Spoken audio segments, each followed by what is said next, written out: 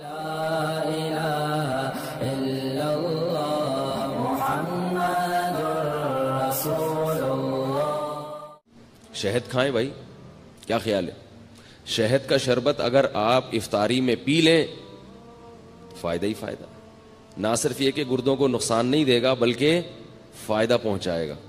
تو آج کل کوئی اتنا مسئلہ نہیں ہے، شہد کوئی اتنی مہنگی چیز نہیں ہے، خالص ہونا چاہیے شہد۔ شہد کا جو ہے نا وہ پانی میں 2-4 چمچے گھول دیے، اس میں تھوڑا سا لیمن بھی ڈال دیا، اور لیمو ہونا چاہیے، کچھ اور نہ ہو۔ لیمو کے نام پہ آج کل مذاق بھی مل رہا ہے مارکیٹ میں۔ لیمن ہوتا ہے ایک جمیری ہوتی ہے، بالکل لیمو کی شکل کی ہوتی ہے، وہ نقصان دہ ہوتی ہے۔ تو آپ نے اس کو بولنا بھائی مجھے لیمو چاہیے، لیمو، تو لیمن کا آپ نے تھوڑا سا اس میں ڈال دیا اور شہد بھی ڈال دیا اور شربت۔ یہ سارے کام اپنے خرچے پہ کرنے، یہ پہلے بتا دوں آپ کو میں، ٹھیک ہے نا؟ ایسا نہ ہو مجھے فون کر کے آپ کہیں کہ آپ نے اتنے اچھے اچھے مشورے دیے ہیں۔ تو اب لیمو کا بھی، کیونکہ لیمو بھی ٹھیک ٹھاک مہنگا ہوا ہے، شہد تو ہے ہی مہنگی چیز۔ تو یہ آپ اگر پی لیں گے تو اس سے 2 فائدے ہوں گے۔ ایک تو سارا دن کی جو تھکاوٹ ہے آپ کی سیکنڈوں کے اندر دور ہو جائے گی۔ سمجھ رہے ہو؟ فائدے گنے۔ پہلی بات کیا؟ سارا دن کی تھکاوٹ آپ کی دور ہو جائے گی۔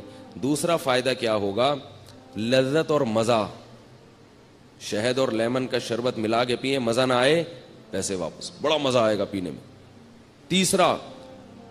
تیسرا فائدہ، آپ کے جسم کا کولیسٹرول بولے نا پگھلے گا، ہینڈسم اسمارٹ ہو جائیں گے، باریک ہونا شروع ہو جائیں گے۔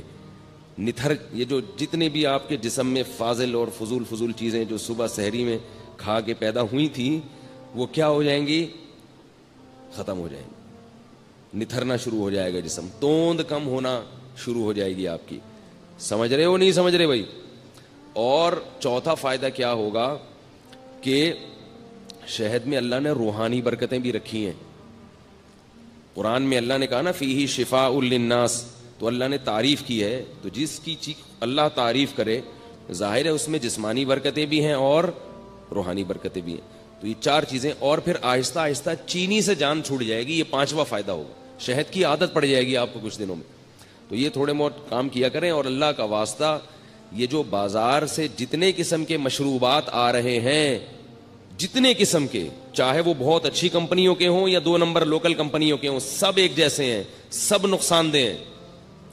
جتنے مشروبات کوئی فری میں بھی دے رہا ہو نا، اگر فری میں بھی، تو نہ لیں اس کو۔ سمجھ گئے کہ ہاں تک؟ البتہ ہمدرد والوں کا جو روح افزا ہے اس کے بارے میں ماہرین کی 2 رائے ہیں۔ بعض کہتے ہیں وہ بھی کچھ ایسنس ہیں وغیرہ، اور بعض کہتے ہیں نہیں وہ خالص عرقیات کا مجموعہ ہے۔ تو مجھے اس کی تحقیق،